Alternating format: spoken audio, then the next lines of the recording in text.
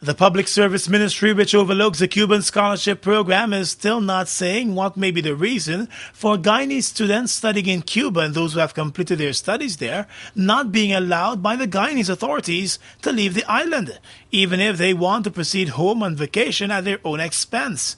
Capital News Today contacted the Scholarship Division of the Public Service Ministry, and we were told that although that division handles the scholarship program, it does not deal with travel arrangements for the students and situations like the ones that the students are complaining about.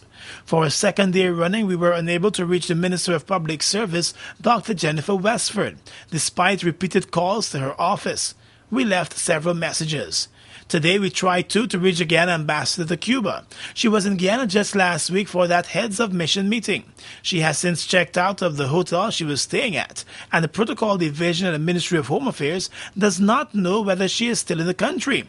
We called the embassy in Cuba repeatedly today, and on Monday the phone lines rang out. Reports out of Cuba state that many of the scholarship students have been gathering at the embassy over the past few days to get some information as to why they are being blocked from leaving the country. Students today told Capital News that their passports have been held onto by the universities that they are studying at. One student said they were informed by school officials there that the Guyana embassy in Cuba has asked that they not return the passports to them until further notice. That move effectively blocks them from leaving the country.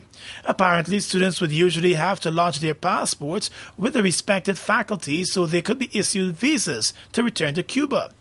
Relatives of some of the students in Guyana are worried, saying that the ministry responsible for them has not been saying anything to them about the problem.